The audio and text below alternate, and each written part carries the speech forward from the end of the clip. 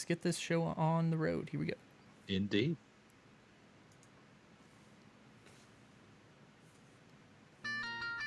This episode of Lords of the Storm is brought to you by our sponsors over at Patreon, where you, yes you, can also support the show. Just head over to patreon.com/Lords of the Storm to become a patron today. Heroes, gather tribute and earn my favor.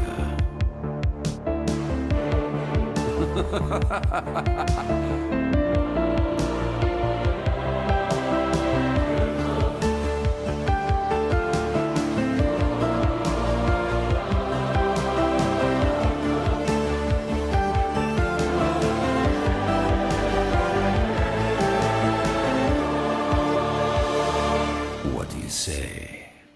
Are you ready to begin? We are finally ready to begin tonight. You need to explain this to audio listeners. Yes, so we are, to you, we're right on time because we're always on your time, but Twitch was down tonight, so we were going to, just record, and then Twitch was up, and then a whole slew of other issues came upon us. But we're back. We're good to go, and we're going to do this. But by the way, guys, my name is Greg Gizmozord Parker, and you are listening to Lords of the Storm. This is episode 130, the weekly Heroes of the Storm podcast for you, the true Heroes of the Storm. I'm joined tonight, of course, by the Zord Lords themselves, Mr. Kevin Multizord Ellis and Ryan TBK Zord Reader. On this week's episode, we talk a little bit more about Gamescom that happened post last week's show, get more in depth on the hero changes in PTR, and we have a little discussion on maps this episode and kind of what the current state is, what we like, what we want to see, all those types of things. So welcome to those that are in the chat room. Feel free to join in on the discussions, and let's just get this show on the road. But first, we'll see how the other Zord Lords are doing tonight. First, Multi, how are you doing? I'm doing pretty well, but man, it's been the craziest week. Like, do you guys ever feel like you need to raise your own APM, like in real life, in order to just get by? Because Yes. that's where I'm at. Like, there's Yes. just so much to do. I need to raise my APM. That's all there is to it. Yeah, I don't know. My APM sucks. No, actually, I don't know if it sucks or not. It sucks in like StarCraft, but it's probably okay in HOTS. TBK, how are you doing? I'm doing well. It was a busy week. It was a very busy week, but I got to play a lot of heroes.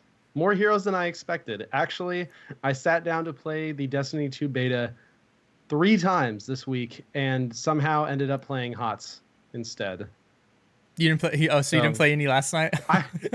Well, at the very end of last night, right before bed, I played through the little 30-minute story portion. Okay. Right at the beginning, but I had intended to play a lot more, and it didn't happen. HOTS happened. Okay. Hashtag HOTS happened. So I guess in gaming this week, you have been up to Heroes, and I Yes. imagine that involves a lot of PTR testing. There was a lot of PTR. I've been able to, for the most part, stick to my Monday night streams, which has been really great. And so because of that, I got to play quite a few games of PTR. A bunch of people joined me Monday night. And so we got a lot of games knocked out. And I tell you, if you can get 4 other people for PTR, that is the way to queue for PTR, because it is so much shorter if you can get a few more people. Oh, I believe that. Yeah. So I played a PTR tonight before the show after I got home from work, and I was stuck just doing AI matches, which not even co-op AI matches, because Oh, no, because you can't even find people in that. yeah, and then it just puts you in AI anyways. So yeah, I tried getting Chromie in a quick match finally, because it said it was down to 5 minutes. I waited 15 minutes, and I was like, nope, can't do it. Boy. You got to queue as Morales. That was the key, because I did a quick match as Morales. They still need the supports. I mean, even though there's the rework and everything. But I'm not kidding you guys. The team was Morales, Jaina, Chromie, KT, and Leoric.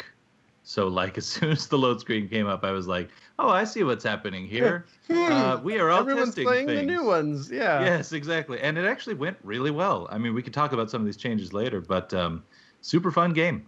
Had a great time. I will say, I ran into, or our group ran into literally the most try-hard Zeratul.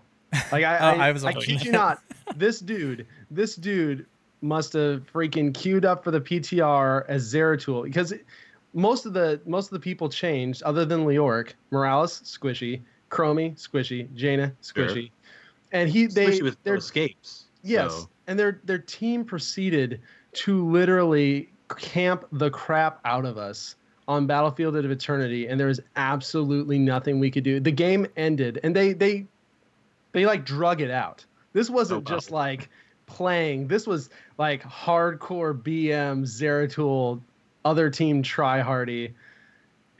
Oh my gosh, it was so ridiculous. It ended up we had 17 kills, and they ended up with 78 kills before blessedly the game ended because the minions Wow. killed the core. It was They held you hostage, is what they did. it was not the best game to test Morales at So this all. is the PTR. This was like- PTR. Who does this on the PTR? But anyway, That whatever. guy does it. That Well, guy, I guess. Yeah. this actually brings up an interesting point about PTR I want to mention real quick. Do you think they'll do this again where they have 4 huge hero changes or even multiple huge hero changes? 2 would probably be all right, but 4 is like This that's was a big 4/5 of a team. Yeah. So of course was a that's going huge to one. that's going to mess with queue times because everyone's in there to test out the changes. So when you have 4 members of a 5-member team on both sides queuing as those 4 heroes, it makes it. I mean, yeah, you can get some testing in, but I imagine it hurts their numbers as well. I mean, I because kind there's of fewer joked about. games. I kind of joked about my comp, but that's probably a pretty common comp right now. Oh yeah. Yeah. You know. I don't think we played a single game in PTR that night that didn't have at minimum 2 of the changed Yeah. heroes, and Sure. usually it was at least 3. So yeah, so that's just. It's kind of interesting. I wonder if they'll do that again, or if they'll not just because of this happening. But multi, real quick, what have you been up to this last week in gaming? I got those games in. I've been playing some Hearthstone as well, yet again, of course. I'm still just trying to see if I could cap off at least rank 5 for the month, but I don't know. With tomorrow as busy as it's looking, probably not there. But all good. Been having a good time with it still. I still haven't taken down the Lich King with all 9 classes yet. Maybe I'll take that up instead. I don't know. But yeah, Heroes has been good. For the most part in Heroes, I've just been getting on and leveling some side heroes, just whatever I need to get to the next loot crate for the most part, which I like anyway. Keeps things fresh, keeps up a good variety. So yeah, it's been fun. Build up those loot crates for the sweet KT patch coming up. That's right. Oh, There's a lot of good stuff. that there is. So yep, Yes. there's Saving. reason to do that. Man, so for me, it's been a lot of Heroes, it's been a lot of Destiny over the past couple days. But feel bad moment this last week. So you get your hero specific crates. I've had a Greymane one I've just been holding on to because he doesn't have a ton of skins, and Alan DeBeery hinted at a Greymane skin potentially coming out here soon. Mm-hmm. And I was like, sweet, I get to hold on that. Then we're just messing around. I think it was actually right before our post-show game last week. I was spinning around through like all my different crates. And what did I accidentally double-click? My Greymane crate. Yep. And got jack squat from it because I already have everything. And super sad. It was funny because we were about to load up in the game, and we just hear this, no! Yeah, So I was thrown off by Like, it for a second. what's there, going on? don't mess died? around on Yeah. your loot crate screen, kids. You'll open unintended boxes. Let's That's a go good point. ahead. Yeah, let's go ahead and get into the show. Actually, one more thing. I lied. One more thing. The Kel'Thuzad intro contest that we had mentioned last week, that will be this next episode. So next week from today, Wednesday. And all you got to do is, the Kel'Thuzad intro. If you've been paying attention to news at all, you've heard tons of people recite it. You can find it posted everywhere. Record yourself doing your best KT intro that you can in whatever voice you want to. You can add effects. Just make sure it's still audible if you're adding effects. And shoot that over to lordsofthestorm@outlook.com. We're going to compile them. Depending on how many we get, we may not be able to play them all. But if we may be able to play them all, who knows? At least we'll get through them like post-show or pre-show, whatever. They just might not all make it on air. But yeah, just for And maybe there funsies might even be a prize. There might be a prize. There might be. There might Maybe. be. So go ahead, do that. We look forward to the entrance there. I know a couple people, we've gotten some submissions already. So go ahead and send those in. Now we'll get into the actual show here. TBK, what do we have going on for this week's collection update? So this week, Falstad and Lily on sale for gems, as well as the Dark Stormlord Falstad skin, the Snowy Adventurer Lily skin, Shadowmoon Hellblade Samuro, which is actually one of the coolest looking Samuro skins, in my opinion. Oh my gosh, Ymmerjar. Ymmerjar. Leoric, Medic Uther, and Covert Raider Rexar, as well as the Space Lord Starbreaker, which is literally one of the best mounts in the game. This is like the black and red Star-Lord Leoric motorcycle mount. Yeah. Like, if you don't have that, add that to your collection. It's amazing. And then the turquoise Cloud Serpent. It's a meh mount. It's okay. You don't like it? The Cloud Serpent? Oh, I thought you were talking about the Space Lord. Oh, Space Lord. So Yeah, I was that's cool. What? But I mean, I'm using all the face clouds pretty much at this point. If there's a skin to the matches. Really good. What about the free hero rotation this week, Multi? So for the free hero rotation, you can choose either the Butcher or the Master whom he serves, Diablo himself. But if you're into fire, we've got Kael'thas. He kind of throws a little bit around. But I mean, if you really like fire, there's a dude that's like totally made of it and stuff in Ragnaros. So choose Ragnaros. But maybe, it's the summer starting to cool off a little bit where you're at. You want to start thinking about winter coming.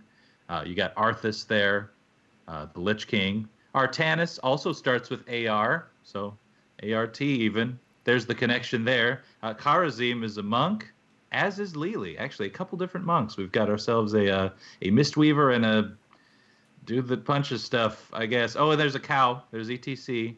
There's also this like bug lady thing in Zagara. And then, of course, if you're at level 5, you got Sylvanas, the, spoiler alert, war chief of the Horde. And then Brightwing, the, spoiler alert, devil, even more so than Diablo himself.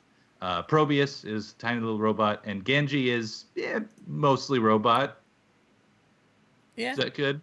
It was a good one. I enjoyed that. Thanks. Way to weave all those together.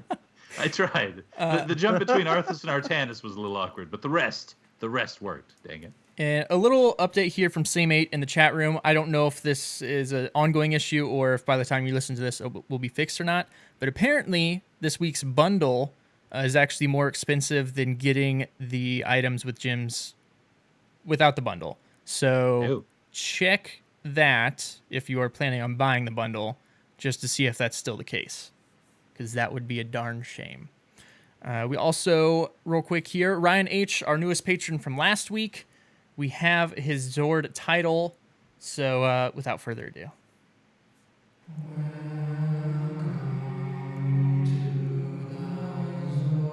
You have been deemed worthy of bearing the Zord title. Welcome to the Zord Lords. Hammer Zord, welcome to the Zord Lords. We appreciate the support. As always, welcome to the fam. And no, there hasn't been a Hammer Zord, and I have no idea why. Yeah, it's a not sweet yet. name. It is. All right. Yeah. Now Flows well. into the news.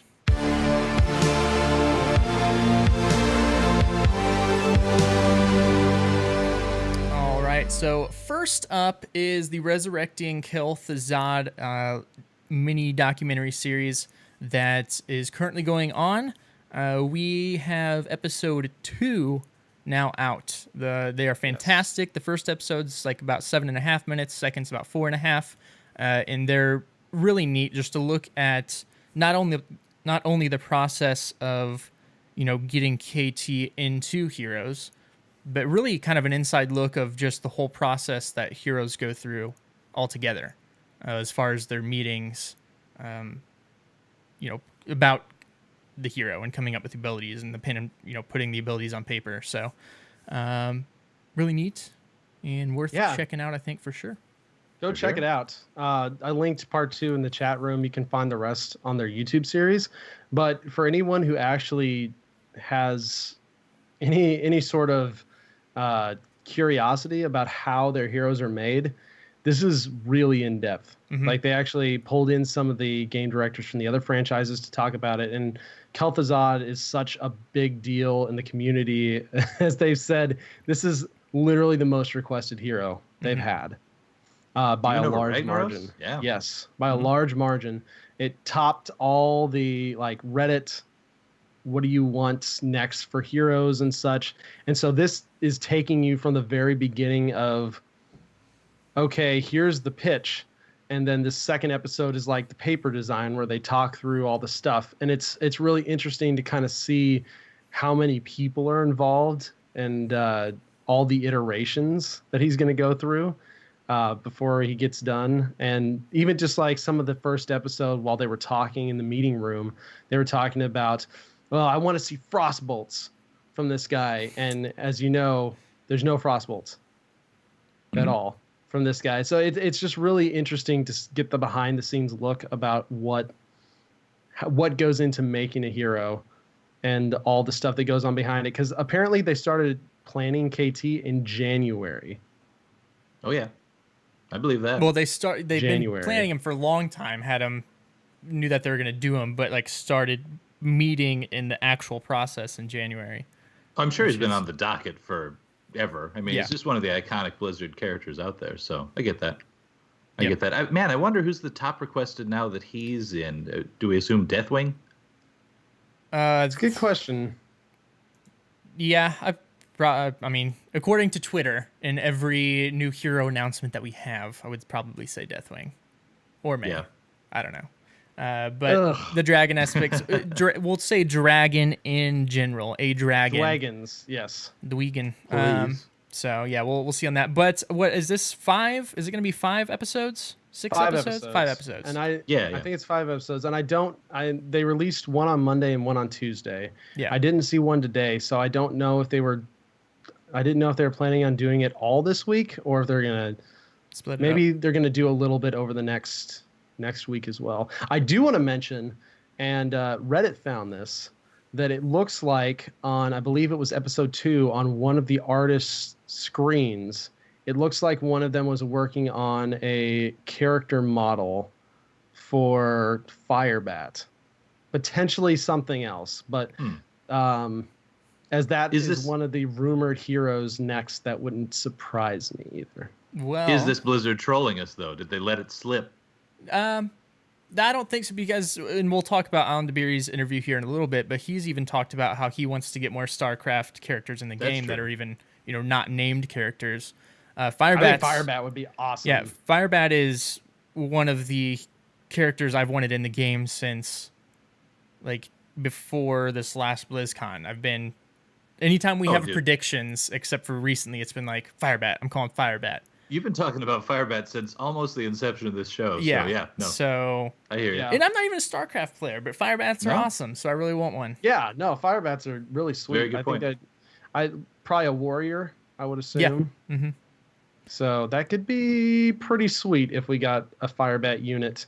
Maybe, and I like when they bring in the StarCraft units that really don't necessarily exist as a person before then, because they kind of make their own people and they give them some personality and stuff, and it usually ends up being really cool. Yeah, because sometimes that person can jump out of a tank and punch someone in the face. Exactly. Like that's so cool. Like yeah. that wouldn't have happened if we didn't have the hammer character. That's true. All right, so also here we have a new in development video that we usually get with the release of a new hero, with all the new skins and some sweet sprays, animated sprays. Oh, My yeah. favorite is the Oh my Alarak gosh. watching Yes. you spray. That might take the place of my Lily tea sipping spray that I've been using pretty much since sprays came out. So That was pretty good. Plus the Star Lord Kel'Thuzad. Like if you like the Leoric's like Star Warsy type skin, it's basically the same vein and it looks amazing. Oh, and the spell effects are incredible. Oh yes. I haven't looked at the So spell cool. effects on it. They got Just this do like digitizy like look. Like To little 'em. little cubes almost coming up out of the Death and Decay. Yeah. Like it's Like almost it's interesting. 8-bit. Yes, almost. Yeah, a little bit. It kind of reminded me of that like 8-bit Vigar skin in League. Just throwing that out That's there. Anyway, what was Yeah. coming to mind for me. Yeah. Then we got the Dreadlord Jaina, Yes. which is the spell effects are incredible. And Water it looks- Elemental looks amazing. Yeah, and then we're getting the Zagara skin. We're getting 2 Sonya skins: Death Knight Sonya and Death Knight Helmetless Sonya. Is that the Right, official just title really of it? Yes, Really? I'm calling it right now. No, Oh, I I was have like, no idea. it's like, wow. Yes, welcome Death Knight Helmetless Sonya skin to Heroes of the Storm. Yeah, it's and they showed off like the Earthbreaker Grizzly, which is the reward mount for the rank season, Mhm. which is pretty cool. Like you said, a billion amazing sprays. There's a lot of really, really cool skins. by the way, super limited time on getting that Grizzly. We're near the Yeah, end of the season, folks. 6 days left. Yep. Oh, 6 Something to think days. about. And we will potentially. So, Lords of the Lane, we postponed this last weekend just because busy time of year. We want give people time to sign up. So we're going to be pushing that, and we will have a date for that next week set to either mid-September or late September. So 3rd or 4th weekend. And instead, we just streamed and did some Team League games and stuff. Got a lot of people through their promotion matches for that mount. I will try and do one of those again before season end. I can't promise yet, but I'm pretty sure I can. But I'll let you guys know both on Lords of the Storm Twitter and my Twitter, just to get in and knock out some promotion matches for you guys to make sure that everyone gets that mount. Yeah, I'm and down for more potentially just because Team League's fun. Like even with random people, just It to is. sit down and like come up with a comp and everything. It's cool. Monday night. Yes. Because that's the last night to do it. So potentially Monday night. That's when we usually run a lot of the things. I usually stream that night anyways. So we'll be in the Lodge channel looking around. We might be streaming. So if you want to get around, join our Discord. It's sticky to the top of our Twitter. It's below our Twitch channel. You can jump in there, and then we'll make sure to post in there when we're going to do it. For sure. If you guys have not tested the new brawl this week, it's definitely worth playing. It is the Dodge Brawl, and it's on the same map that the Pool Party was on, but this time instead of Stitches, it's 5v5 Chromies, and it's Dodgeball. You have an attacking team, a defending team, and it starts out at like 8 seconds, and then each time it switches, it gets shorter and shorter. So you get hit 3 times by Sandblast. That's the only ability with a shortened cooldown. You are out. If you are out, you go to the enemy's side as like a little sand clone ghost thing that moves around really slow and tries to slow the enemy team. You can also throw your time traps, which I wouldn't really suggest doing. That seems to mess people up more than it actually helps. But it's a really fun brawl out there, so definitely check that out. I The think time traps I'm down. can help. It all They comes c- down to they timing can. and they, everything. if you are in comms, like if you're in a team and you can talk, it can kind of help. But I don't know. Yeah, Or sort if you of. just pay They attention to can't where use they're them placed. defensively though, which is kind of Yes, funny. that's Like, what I see do. a Sandblast coming, you step in one, and it's like, oh, dodged. But then they catch on that you're doing that, and they wait aim for for you it. to get out. Yes, they time This it is to where you the get out. meta game. It's a metagame. Yeah. It's for Dodge esports. Brawl. Brawl This is- esports. This is the kind of thing I like to see from brawls, though, Mhm. right? too. It's very non-heroes like as far as game modes go. It's something nice and unique. There, they take an ability from a hero and turn it into kind of its own game, like the Stitches Pull Party. You took the hook from Stitches and you turn it into its game. Now you take the Sandblast from Chromie, you kind of turn it into its own little game. And I love to see these type of brawls because these are the ones that I'm more apt to play more than just the 3 I'm, quote, required Yeah. to play. And it's, Yeah. like them reusing this map, does it make sense for a dodgeball map? Not really, but it does the job, and it's a fun brawl. So like I'm But even you know what it does make sense for?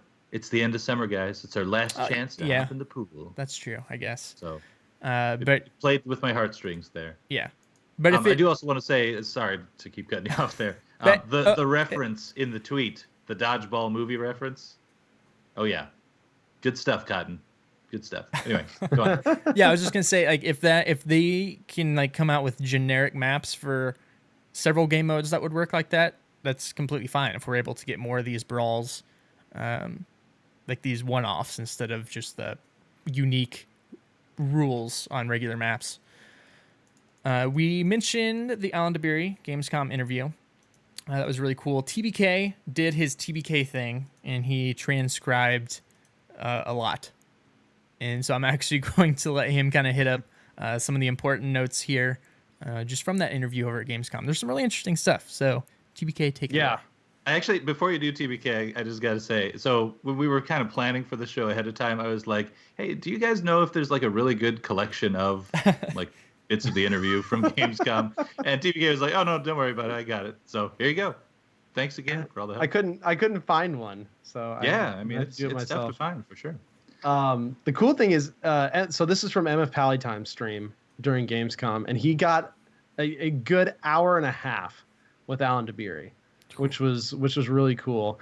And it was actually really fun to listen to because Alan's one of those guys that's just got a very mellow voice.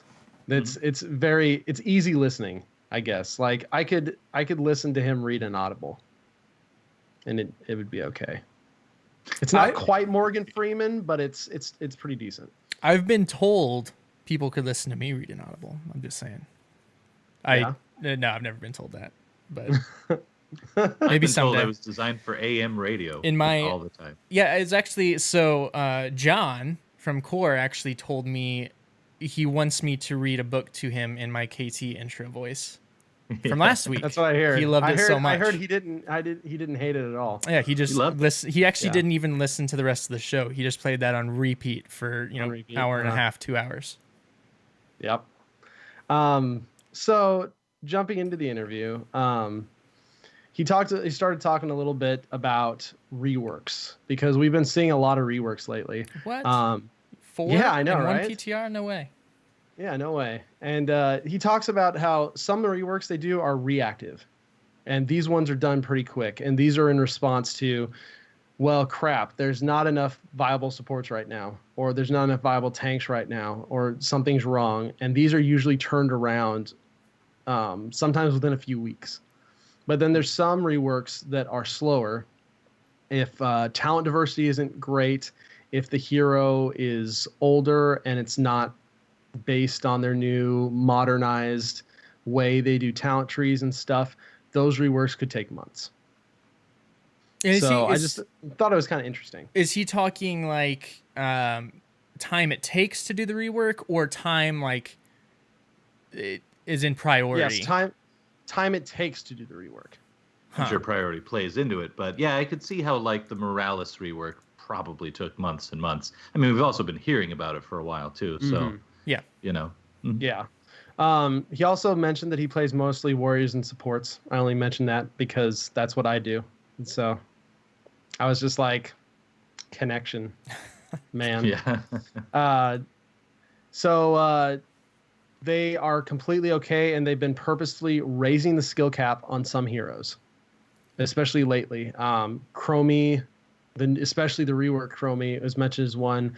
Kel'Thuzad is definitely another, just because the dude is literally all skill shots.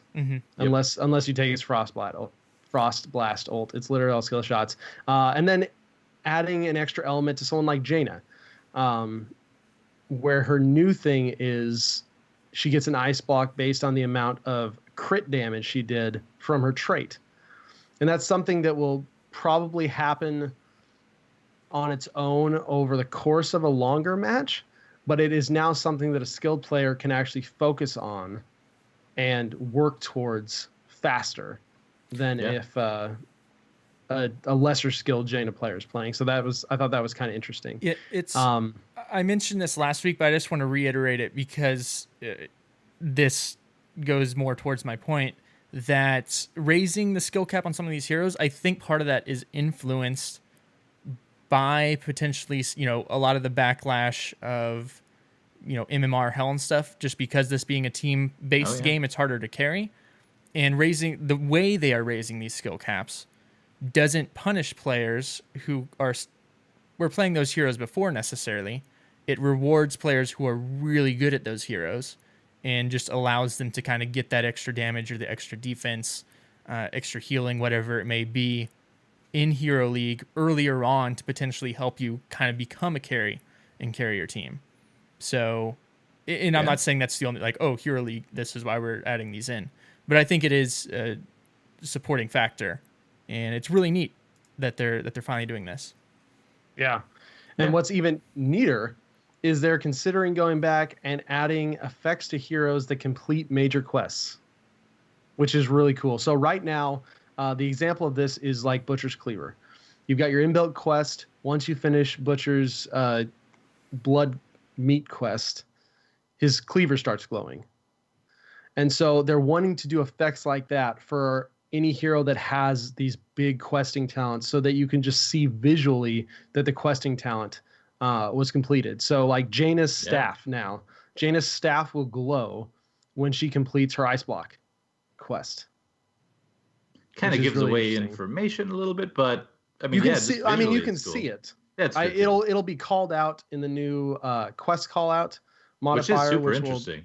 Which we'll talk about on the PTR. Yeah. If you hit the tab screen, you can see some quest stuff now, which is really interesting too.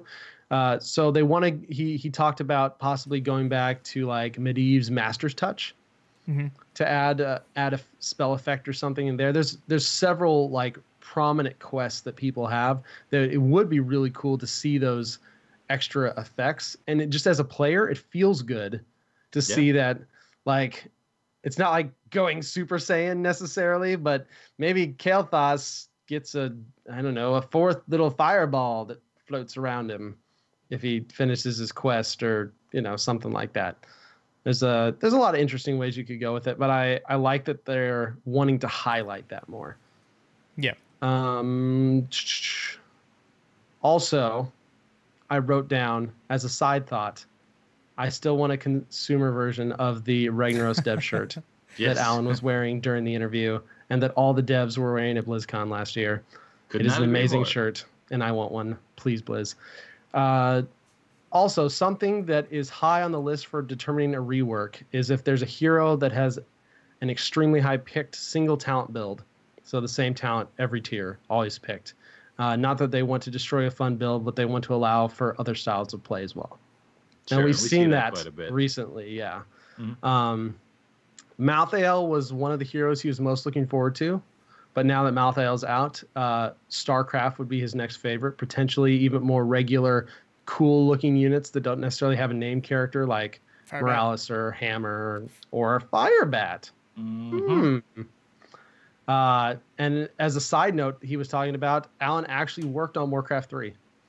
So the whole Kel'Thuzad thing was apparently a big deal to him because he worked on one of the original Kel'Thuzad things. That's so cool. That's 20 years ago. Got to be really cool coming full circle. Yeah, he's apparently been at Blizzard for a really long time. So that's really, I just thought that was kind of a really cool note. The passion the team has put into, especially this Kel'Thuzad release. And we talked about this last week actually with the whole Dreadlord Jaina skin. Mm-hmm. They talked about it a little bit. Silhouettes are important to them, but they also want to combine the animations and the ability looks to give other recognition points besides just the skin to allow you to recognize the hero. So when that Dreadlord Jaina has that staff that looks like Jaina's staff or casts those abilities, that it should instantly remind you, oh, that's Jaina. Mm-hmm. And this seems to be kind of a change since Alan came to the team. It might just be kind of, him being more okay with it. Maybe Dustin was a little bit more worried about the silhouettes because prior, I don't think Dreadlord Jaina would have at least looked like she looks now, like drastically different. So that's really cool. And we talked about the points last week about how it kind of being okay. Heroes is getting to that age to where, we know the heroes, and you should just look at who you're playing against. Right. Yeah, And I just like the skin. I'm cool with bending the rules here a little. Yeah. So, yeah. completely agree. So moving on, let's see here. This I thought was really interesting. They are completely okay releasing some heroes like Medivh, potentially Kel'Thuzad, etc., where the win rates at lower skill levels aren't that good. They won't try to buff so that lower skill players equal out for these specific heroes, because then it would become crazy overpowered with the higher skill heroes when a higher skill player played them. They're okay with having some heroes where the win rates just at lower skill levels aren't necessarily that good. Mhm. But they're also okay with heroes that are lower skill cap as well. Potentially, maybe that's why Raynor hasn't been reworked. I don't know. I still think he's due for a rework, but it is good to have some of those characters like Raynor, like Lily, that are lower skill cap, so that people can jump in who are not as comfortable with MOBAs and just kind of pick up and play and still contribute to the team in a meaningful way. Also, this was kind of interesting that tails onto that. They want a high percentage of heroes to be competitively viable, but they are okay with not all heroes being viable in competitive. Probius. Yeah, I was just thinking of Probius. That's kind of funny. Yeah, but no, that one makes sense to me. You know, I mean, this is not just a game for the pro scene. There's a bunch of people playing. I mean, I'm sure there's a ton of just straight up Probius fans out there that just love it, right? So, yeah. No, I agree with this completely. I've had some games in the past that I've played. I think League used to at least have this issue where I felt like they were catering to the pro scene so much and then just letting the rest of us play their game. But here in Heroes, they're trying to think about everyone. And I don't know. I just like that approach. So, yeah. Cool. No, I think that's okay. It's like, okay, this hero's fun. This hero's fun to play. Yeah. It's okay in quick match. It's okay in unranked ref. Maybe it's even okay in Hero League or Team League if you're good at them. But we're not going to force that hero into being competitively viable. You know what? Sure. The beautiful thing is, maybe someday we'll have a map where Probius is king. Maybe It could happen. And that's the cool thing, and we'll get into this in the map discussion a little later. That's the cool thing about heroes having multiple maps, is that there are some heroes that suck on some maps, but there are some heroes that are absolutely amazing on some maps. And so that just adds that extra level of depth and the extra level of a hero may not be competitive here, but he might be competitive here. Okay, so Balance Team is aware of the movement creep a la Overwatch heroes, and they don't want to allow it to get out of hand. It has to continue to be counterable, and is something on their radar to make sure does not get out of hand. So that's good to know, because we've talked a little bit about mobility creep in the past. He also said it's very rare that they will make a balance change based on just one thing. Normally, it's a combination of looking at player feedback, plus looking at internal numbers, because he mentioned they have so many stats, just stats on stats on stats. All the stats. Which hopefully they will release an API so that we will have stats on stats on stats. The time that change has been live, like I think in some ways this refers to, remember the Zarya incident where she came out 2 days. apparently super weak. Yeah, and after just a day or two, they just threw in a quick change that made her ridiculously overpowered. Yep. And then they had to roll that back, and that was kind of a lesson learned type thing. They normally now won't touch a hero for at least a week or two to let things settle and see where things are at. And then the pro scene, of course. They always look at the pro scene to see what the pro players are doing, because these are the people that are playing the game at the highest level. And this is another big one. He reiterated that reporting absolutely does work. He said, sadly, you have to just take his word for it right now. Yeah. But they want to give feedback to the player that the reports were actioned upon. And that seems to be a very high priority of his specifically, because he's talked about that multiple times. And so hopefully we will see the fruits of that at BlizzCon. That's what I'm hoping, is they show that off. They are also exploring some positive reinforcement as well, perhaps expanding upon the MVP system in more motivating ways than simply upvotes. There's a lot of ways you can do that. We've kind of talked about that. Little gold rewards for upvoting or leaving feedback for a player, shards, special portraits. If you've maybe received a certain amount of accolades, a special mount, whatever. Some other incentives besides just, ooh, that's a cool screen, to get people to want to play better and to kind of want to be team players more. But TBK, it's a really cool screen. It is a really cool screen. And they also talked about potentially getting victory animations going sometime soon too. Because you know how Overwatch has got those. It'd be kind of cool. And I guess that would give them a whole nother layer of cosmetics to do victory animations for characters that if you got on the MVP screen, you'd see those go. Another cool thing, and I'll make this comparison. I will make this comparison that League of Legends has been doing recently. One, they've been taking a lot of stuff from Heroes. They now have missions, which are their form of quests.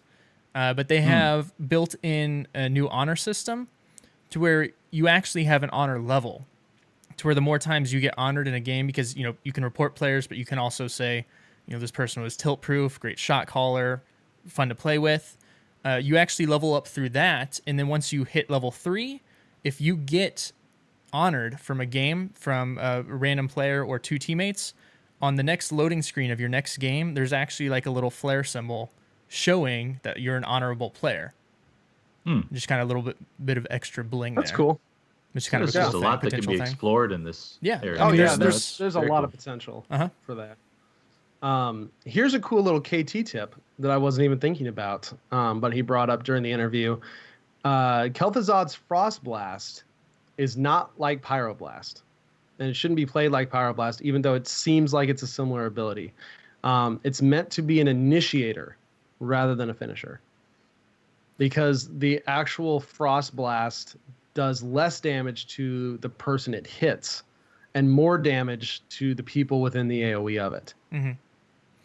So it's used to use it as an initiator to spread their team, because you want to get away from the person who's got the big ball of arcane frost magic heading toward them.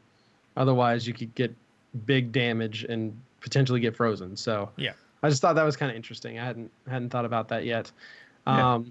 He also mentioned they will absolutely be doing more unique heroes like Cho'Gall. That is coming, but they need to be done right, not just because they're wacky or crazy or break the MOBA mold. Dragonflight. Come on, Innkeeper. Dragonflight. Nope, Innkeeper. The Innkeeper has a name now in that Does he? Hearth and Home. His name is Hearthstone Brew. That's Harth is his first name. my. So he's named That's now. original. He's in. Just wait. Okay. BlizzCon 2017 or 2019.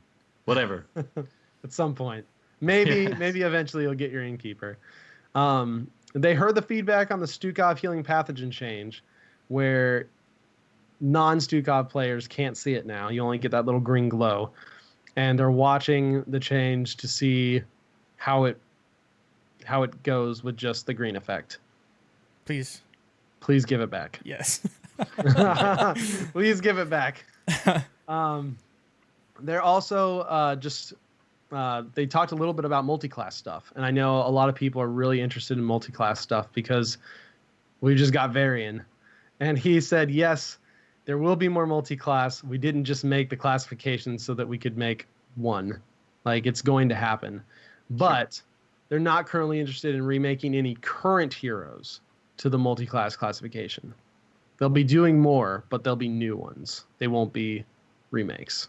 Was he closed off the idea entirely, or is it just current thought? It sounded like as of now. Sure. I'm sure Okay. with Blizzard, with games like this, you never say never, right? Yeah. Right. Look at Deathmatch in Overwatch. Yeah. I mean, they talked about, Good point. there was an interview that asked them about Destiny 2 characters, and they said, no, we're not thinking about that right now. It's not necessarily off the table, but we haven't given it any thought. And there's no plan. So it's just one of those things. It's like, sure, there's a possibility, but it probably won't happen. They also said there is still a place for huge characters, such as, Deathwing, or when they were talking about bringing Ragnaros into the game. Fel Because Reaver. they wanted to give him that epic feel. Fel Reaver, yeah, Fel Reavers are huge. But they have to be careful not to take over the whole screen when they do these huge characters. And then we've seen them do huge characters like Ragnaros, like Asmodan. Asmodan is really huge. Stitches is really huge. Kel'Thuzad. That are just represented as the biggest size of a character and hitbox in the game. And then you just kind of accept, right? You just kind of accept they fudge it, and it's super fun. So you go for it. There's a decent chance that Tyrael may be on the list for a rework at some point, as I know a lot of people have been asking for a Tyrael rework for a long time, because he still has a very old design talent tree. He hasn't been changed a whole lot from inception. His mana costs are super high, and so it does feel like he needs a little bit of love. He's fallen out of the pro scene for quite some time now, for the most part, except very niche things. So I would love to see something done to him to kind of beef him up and bring him up to a little more modern talent tree too. And this was something he dropped that was really interesting, because this is actually concrete coming, not necessarily Blizzard soon, but like soon TM, which is a little earlier than Blizzard soon. They're working on something. He didn't mention exactly what it is right now in regards to matchmaking improvements to get you to your skill level faster and help in the case of Smurfs. There's no timing announced yet, but that is coming soon. They are actively working on it right now. Cool. Maybe I that's thought that a was BlizzCon announcement. Yeah, and that's what that statement led me to believe, is that here's a big new matchmaking improvement. Yeah. We're announcing it at BlizzCon. So that's cool. Valera's gonna get some more skins soon for you 10 Valera players out there. Get your wallets ready. maybe they'll come with a few buffs. Who knows? Hanamura, as everyone knows, is back in the shop. He actually said they're gonna take a bit of time on it. It's not gonna come back out soon. It's something that they're really gonna work on and iterate on. And also, he is on board for an Alarak announcer pack. Yes, please. Give us an Alarak announcer pack. I don't know why, but I just want something that's just going to insult me the whole game. The whole time, yes. Gazlo doesn't insult you. He just kind of jokes with you. Like, Alarak, I feel like, would just be demeaning. Like, pathetic, you died. Right. Or, I could have killed that person. Or, just demeaning things like Alarak does. I would enjoy it. It would do and psychological damage to me over time, but I would enjoy it. Sure. Mm-hmm. Yeah. You would eventually just succumb to it. Yes. And so this next chunk I thought was really interesting, because this hasn't been talked about anywhere else yet. And this is from a BlizzPlanet interview with Alan and Kyle Dates. And so the quote is, "I will say that as we come into, I think Kel'Thuzad is our 70th hero or so. I think we're actually approaching a place where you're probably going to see us start to spread out these hero releases a bit more. One of the things that we do is we do a lot of reworks and a lot of other content as well. And when we drop a hero release with, in fact, with Kel'Thuzad, we had 4 other semi-major, all the way from major reworks to more subtle reworks. A lot of these changes can actually be overshadowed by the hero release and maybe don't get their time to shine. In addition, from a game perspective, if we are changing too much of the game too frequently, that can also, it starts to get a little bit fatiguing. There is a part of it where it's cool because the meta is changing and keeps the game fresh, but we can also go too far on that. So I think what you're going to see us do slowly here as we approach our 70th hero is we're going to start spreading out those releases in a sense that you're going to be getting just as much content, if not more, but they are not only all going to be stacked on top of each other. So maybe we'll release a hero here and then focus on a major rework there. Then maybe do a battleground rework. We've started doing these a little more. Skin drops, things like that. So we have a lot of content, a lot of changes to the game, but they are a little more spread out so that they don't all stack up on top of each other. And as a result, I think that's just going to mean that maybe we're not releasing heroes so frequently right on top of each other, just to give a little bit of a breather as well. And what are your thoughts on that? No, that's super interesting. Yeah, I would agree. And one of the reasons is, we've had discussions on power creep and what that can necessarily mean in a game, a MOBA, as opposed to like Hearthstone. But we are getting to the point where I think they are having to do more hero reworks on old characters just to keep up with the new abilities that come out. I saw someone mention in chat earlier, Sam8, how it kind of felt like, the new heroes, if I read that correctly, it feels like some of their basic abilities are like old heroes' ults almost, with just how they feel in game. So, this will have them or help them be able to put out the best new heroes they can, not have to rush them as much, and give those old heroes some love. And not only that, more importantly, make sure we know when those heroes are getting some love in game, and we're not, we don't play a hero and be like, what the heck is going on here? The hero is completely different, as well as maps. So it's going to be better for the hero pool. I think competitive, casual, all around. And this is a good cadence. I mean, we're in a pretty decent spot in the game now where we have a decent amount of warriors that are viable, a decent amount of supports that are viable. They're still getting some tweaks. And then we have a decent amount of, assassins. We could probably use a few more specialists here and there. We haven't had many new specialists recently. But it makes a lot of sense to start slowing down hero releases because the more heroes you have in game, of course, the more intimidating the game is going to look right off the bat. I mean, just think about a new person going into like Dota or League and seeing 150 champions just plastered all over the screen. And you're just like, It helps that this is Blizzard because people know these characters from other games. And so you might have at least a little bit of an idea of how they're supposed to feel or how they're supposed to play, which can be an advantage, right? Even if you've never played a MOBA before. But slowing these down a little bit can help stave that off for longer. And it can also, like he said, give these reworks a little more of a chance to shine rather than just be all bundled up. And it's just like, it's the Kel'Thuzad patch and a few other things.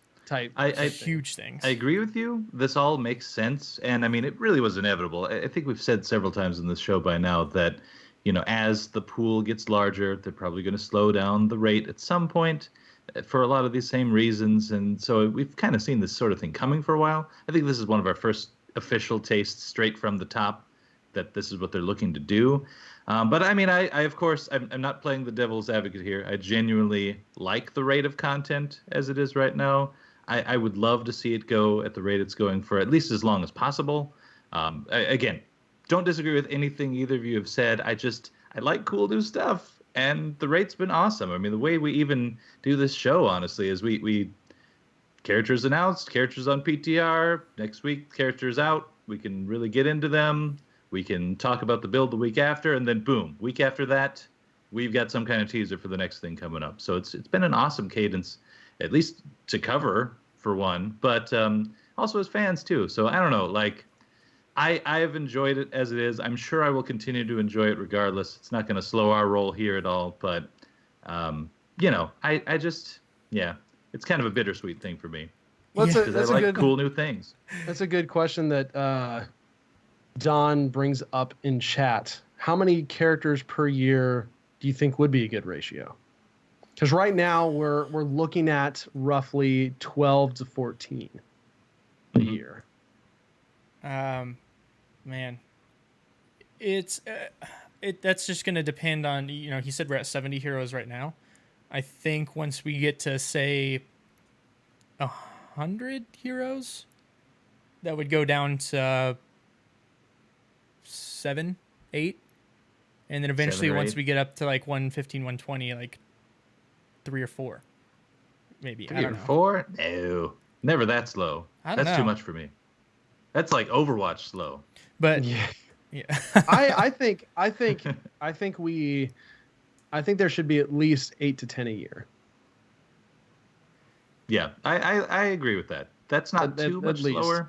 Because remember you have big reworks coming into, and so sometimes Sure. those can fill, especially if it's a big rework, those can fill the spots of a new hero's release or whatever. But I think we should probably still get at least 8 to 10 new ones a year, because if you look at it at that rate, that's still 4-ish years from now before we would even hit 100. Yeah. Well, that's why I was saying, like, once we hit like 120, because otherwise, who knows what the game holds. Last week we talked about, Alan had mentioned, they had a lot of fun with Heroes 2.0 and to kind of expect more big changes or big events that's going to impact the game, not necessarily Heroes 3.0. So it's Right. it's such a hard thing to predict like that far in the future. It's just Yeah, in the it moment is. and right now it feels like a good pace, and I can Yeah. understand them taking a slight step back. Yeah, Feels right. Yeah, if you do one a month, I'm pretty happy right now. Yeah. If stepping back a little slows that sort of thing down, but then we do get more big events like Heroes 2.0, not exactly like it, but it would certainly more than make up for it, I think. Yeah. Keep breathing new fresh air into it. So there's a trade I'm willing to make. And Yeah. talking about slowing our roll, we went from like hour and 15-minute episodes up to hour and a half, up to hour and 45, up to 2 hours. So, And we're not done with this yeah. stuff. just expanding along with the hero pool.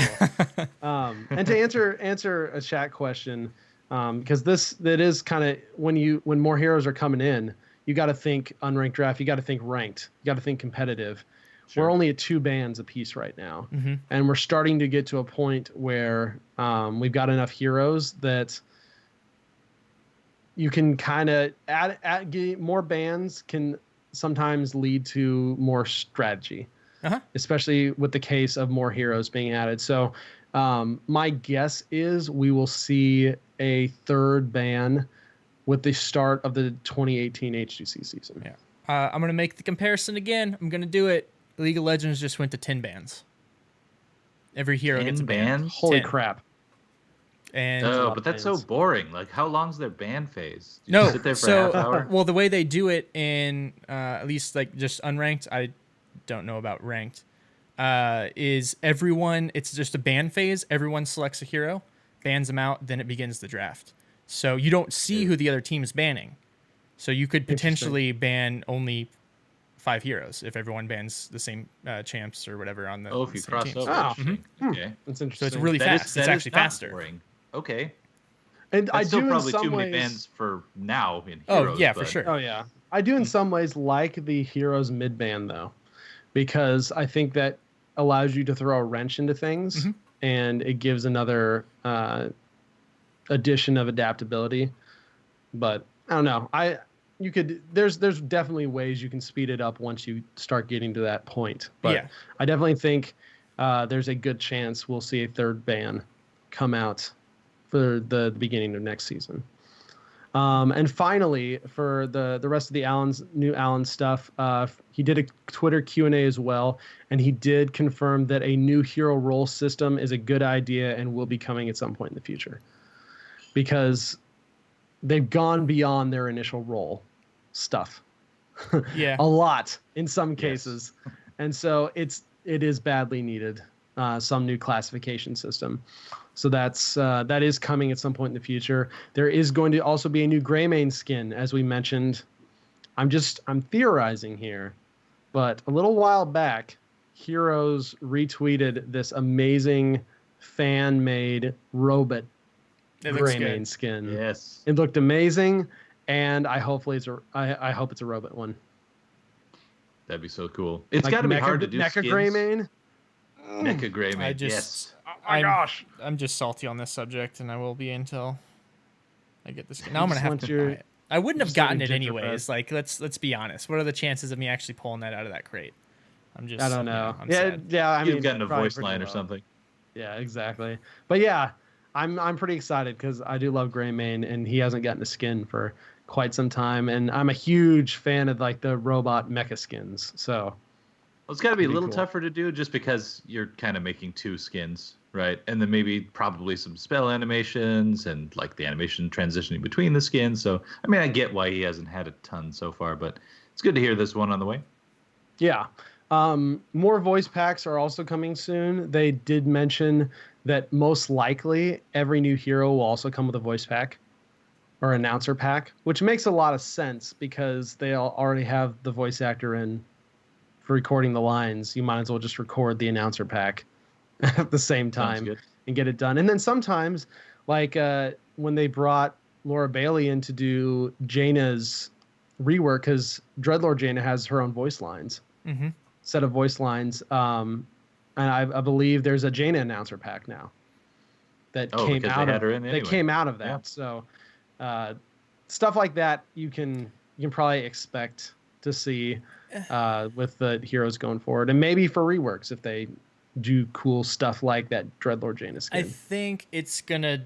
That's kind of iffy because game characters like WoW characters, obviously we're prepping for new expansion, WoW expansion. So they probably had that person in studio already doing voice lines for the next WoW expansion and had her throw these in as well. So It's it's going possible. to like offshoot games where they're not doing stuff is that much. Them going back to those characters is less likely, but still Remember, potential. there are several voice actors that play multiple characters. Uh-huh. The same, True. and I'm forgetting his name, so I feel terrible. The same Material guy, guy? the same guy who does Kel'Thuzad does Uther's voice. Mhm. And so there's a lot of voice actors like that who do multiple voices for these same franchises. So there's always that possibility as well. Alan also mentioned there are more events coming this year, multiple This events. year. I can assume Halloween, Christmas. just off the top of my head, yeah, Halloween and Christmas. Yeah. Potentially New Year's. another one in there too. But definitely Halloween and Christmas seem to be the likely candidates for big events. Yeah. Sure. And then I actually asked this question on Twitter because I want more custom game mode stuff. And I asked if we were going to get any more custom game mode stuff, especially give me half of the features that Overwatch custom game mode has, and I'd be happy. Sure. Like that's how you do a custom game mode right, is Overwatch for sure. He said they've gotten good feedback from the sandbox mode, and they would love to look into more flexibility and things to do with custom games. There's a very diplomatic answer. It's okay. I'll ask you again at BlizzCon, Alan, during the Yes. session. I'm getting in line right now. It's gonna happen, and I'll ask you for a more specific answer He is literally standing outside the convention center. right now. Yep. But yeah, lots of really good, really interesting info that a lot of it we hadn't really heard before. All right. So now the PTR patch, Kel'Thuzad PTR, and just huge Chromie, Jaina, Leoric, and Morales changes. We're gonna spend obviously a lot more time next week on Kel'Thuzad just because he'll be our hero, not hero of the week yet, but he'll be in the game, and then following week he'll be hero of the week. Right. But I do want to talk about him a little bit here, just on your guys' opinions on where you think he fits in. I think everyone thought he was going to be high skill cap after seeing his preview and then talk about the abilities. I think he's even harder than I was expecting. I am an awful Medivh player, so he's my number one. Absolutely. I'm awful. But I would dare say this is a solid number two, and for some people, potentially the highest skill cap hero to play. I mean, he is when he's literally all skill shots and also has the first double skill shot in the game. Which So- is awesome. I think It it's is one of my very favorite cool. abilities in the game, cool. if not my favorite ability. Yeah. But I'm with you. A lot of high skill cap, not a lot of escape either. So It's Yeah. well, and like seeing the preview video where they do the chains between, or he chains somebody, throws the Nova in the middle, chains somebody else, and pulls them in. I was like, that's going to be really hard to do. But I was playing AI matches because the queues were so long. I was like, I bet I can get this here shortly. No, that's really hard to do. And then throwing the ult on top of it, holy crap. But Yeah. the other thing I gathered from him is he is going to be a hero that is both map dependent and comp dependent. Sure. I think even more so maps because of this new questline thing. And this is where I think they need to be careful with adding these quests in, as far as taking into like accountability the power spikes, not doing it enough to where it makes them just invaluable on certain maps. Because like his, like we'll say Chromie's here, which we'll talk about in a second, even Jaina's to a certain extent, you need to be on a map where there's a decent amount of team fighting early on to hit that quest, especially with Kel'Thuzad, since he doesn't scale as much as all the other heroes. Yeah, he's going to be much weaker on big maps where everyone is spread out than things like 2-lane maps, Tomb of the Spider Queen, maybe Dragonshire, where you would get those just kind of built-in bigger team fights. Well, A 2-lane map with a 1-4 split, and he's on the 4 side. Oh yeah, good night. I mean, I even think he'll still potentially be fine on maps like Curse and Sky Temple and Warhead Junction, because those objectives are at least forcing the fights. Sure. Maybe not Warhead so much, but I could see Curse Hollow and Sky Temple. Yeah. What he'll always be decent at is wave clear. I was super impressed with the Death and Decay wave clear. You don't even really need the Frost Nova to help, but it does. So, I mean, I could see some use for him in some of the other maps. I'm thinking like Tomb of the Spider Queen could definitely be really viable. You get in a lot of group fights in Tomb of the Spider Queen anyway, just because of the narrow lanes and all of that. So I think he might find his way into some other things, but I'm totally with you guys in the sense that he's going to be a little comp dependent. It almost has a Sergeant Hammer feel to me in the sense that you kind of need to babysit him a little bit. I mean, yes, you can use your chains as an escape tool, and you can time it out with the Frost Nova and get everything going. But yeah, having some coverage and some appeal is going to be really, really key for him, I think. That being said, he is a blast to play. He is super fun. A Frost Blast. And again, I'm not a huge Kel'Thuzad lore person. I never did the raid. I didn't play him in Warcraft 3. I've known who he is.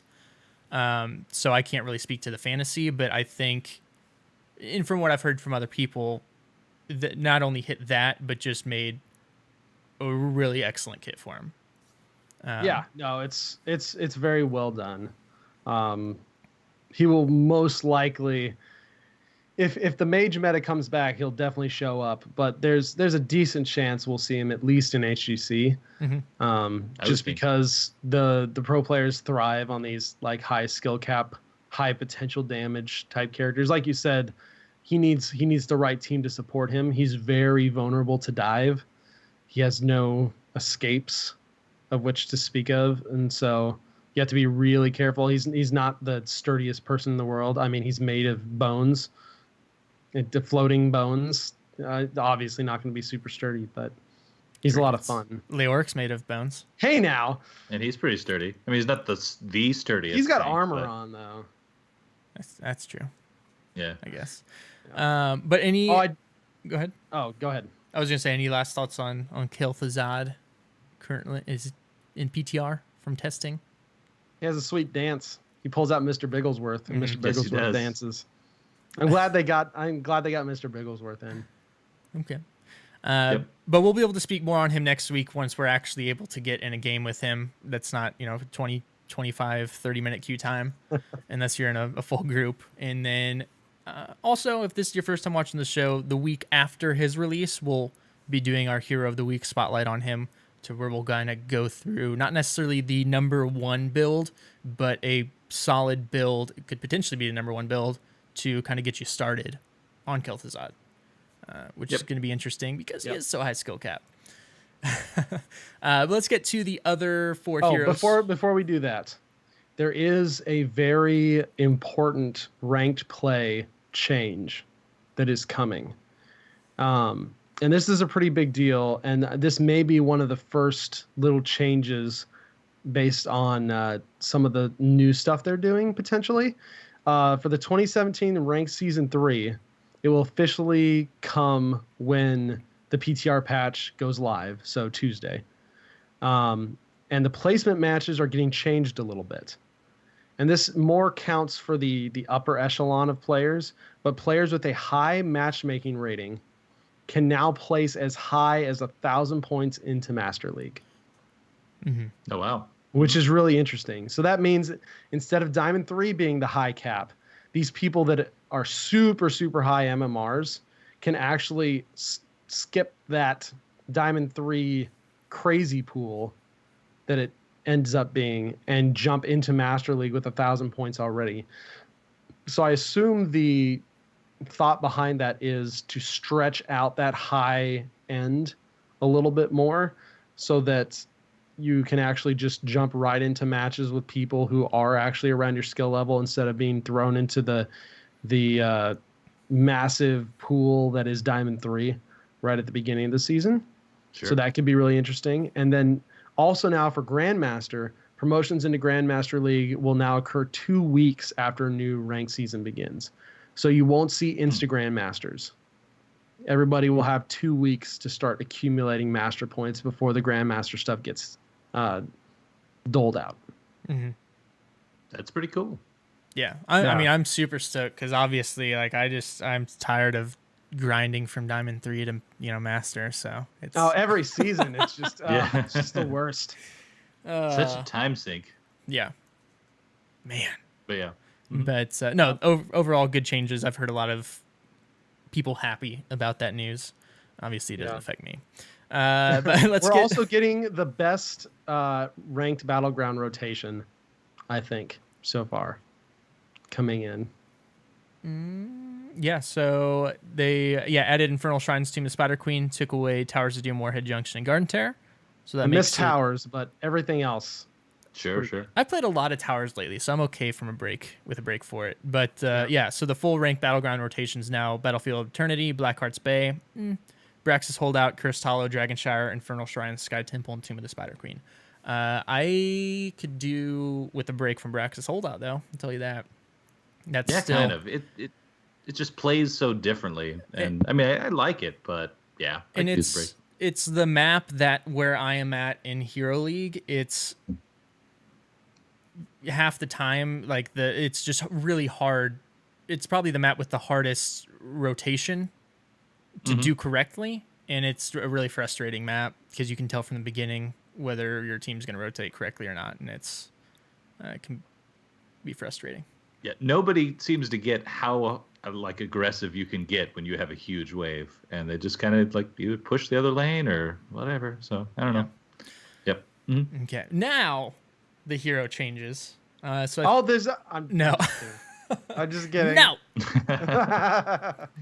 I thought it was my job to cut him off every sentence. I know, right? So first up, and I had a chance to play all 4 of these again, queue times.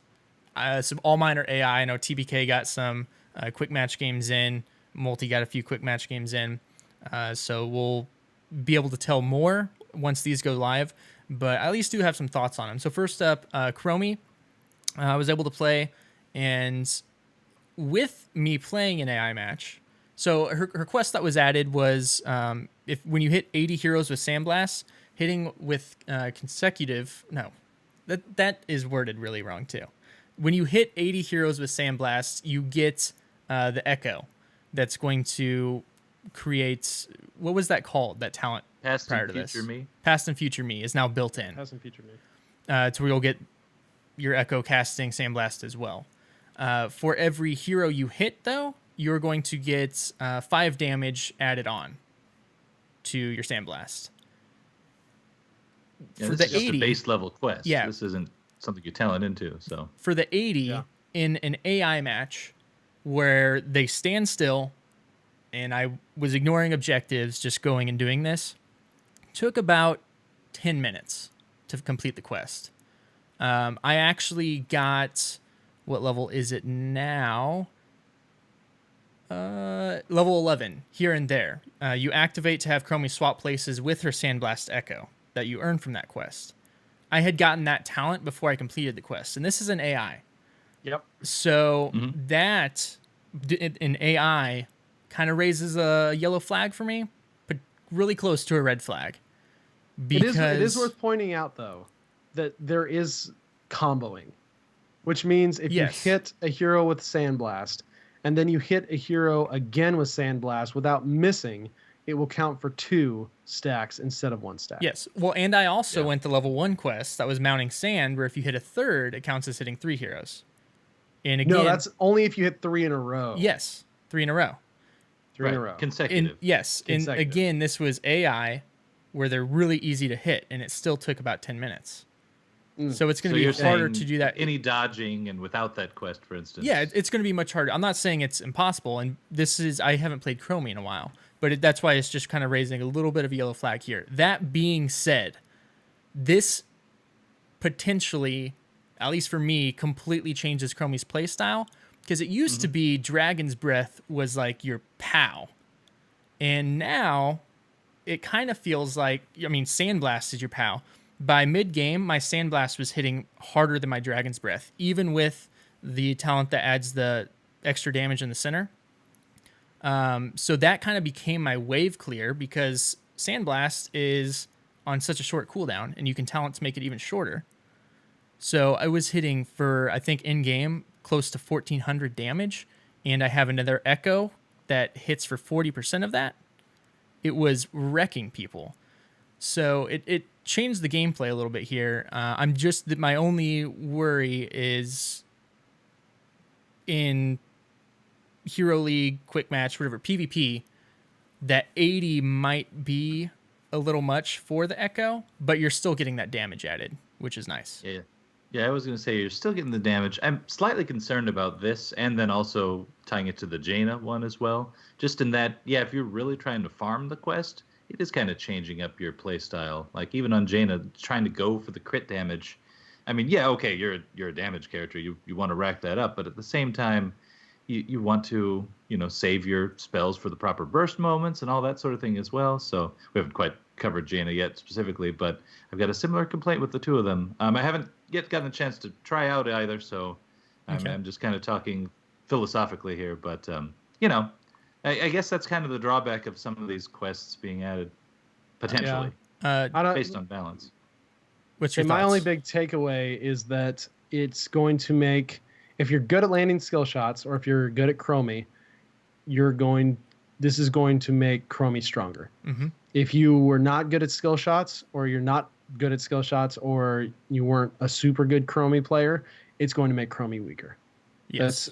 This is the more skilled will get more out of Chromie now. The less skilled will actually get less out of Chromie now.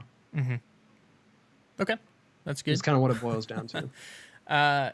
Jaina here, I was able to play her quest, actually, where you deal 15,000 damage to chilled enemy heroes, meaning you've hit them with a basic ability, and for 4 seconds they are slowed and taking extra damage from your abilities. This actually felt pretty good. It was on Sky Temple. Felt like I got it at a good spot to where I really needed the improved ice block that you get from that. So that one felt really well. Overall, with the talent changes, I still kind of went Q build, but there's a lot of really interesting things that can kind of shy away from that now, because Q build was such a big thing for a long time. Ice Flows is really cool. Double the width of Cone of Cold. Hitting chilled enemy heroes with Cone of Cold reduces its cooldown by 2.5 seconds, up to 5-second maximum reduction. Because that's ability that typically had a longer cooldown and was misused a lot. So this encourages correct use, and it's on a shorter cooldown. Can potentially do a lot of damage there. Plus, you can talent into, double stacking your trait, not the damage, but the slow, up to 40% for a few seconds.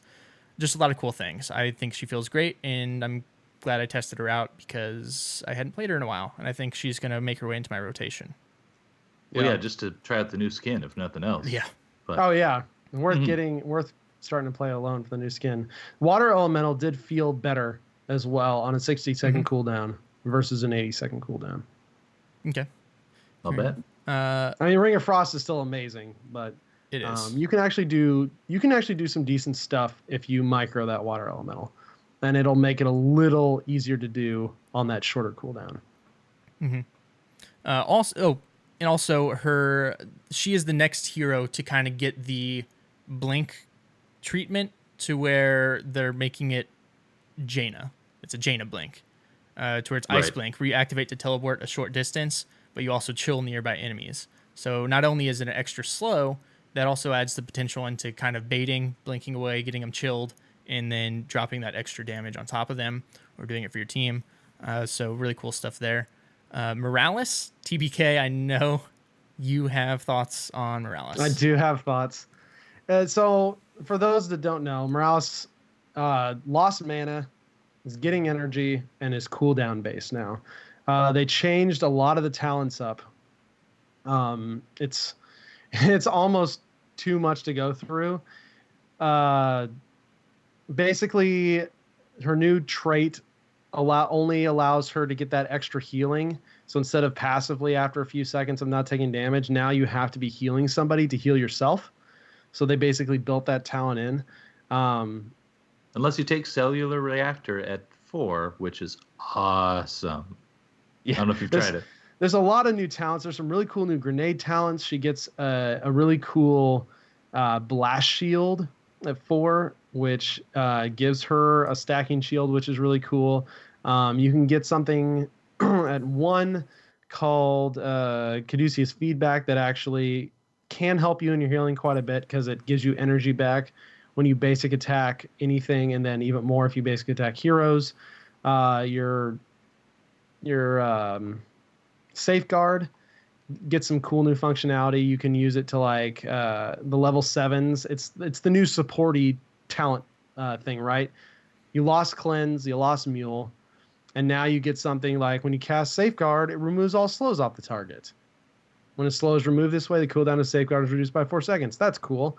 Or Safeguard grants an additional 25 armor while the bearer is stunned and its duration does not decay. Oh, that's cool.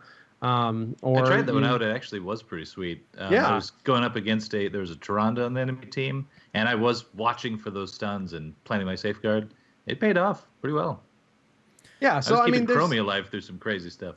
there's some cool new things, and it's based off this new support talent kind of philosophy, I guess, that the Blizzard is doing, where instead of just your all-in-one cleanse button, now you have talents to adapt to situations, and then healers adapt to situations based on the talents they have versus the enemy comp they're going against. So I think they're just trying to add strategy in there. But Morales plays a lot differently than she does on live. She's not that really sustained healer anymore, because with the energy change, you can't just jump around to different people and heal them up like you used to be able to with mana. Or if you're healing one person solely, you will run out of heal much faster than you would have when you had mana. Because now you have to stop healing somebody and wait 3 seconds before your energy will start recharging. And this to me is, it did not feel good. It felt way too long before that energy started recharging. And it's a complete shift in the way Morales does her healing versus where she is on live now. Mm-hmm. And we kind of speculated a little bit last week. Maybe that's because they want to do Mercy, and that opens the door for the old style Morales healing for a Mercy hero or something like that. But regardless, it's a pretty significant change, and I like a lot of what they did with the kit change, but the healing still, at least for me, feels off. And I think a lot of it stems from that, what in HOTS time is an extremely long 3-second internal cooldown before your energy will start to regen.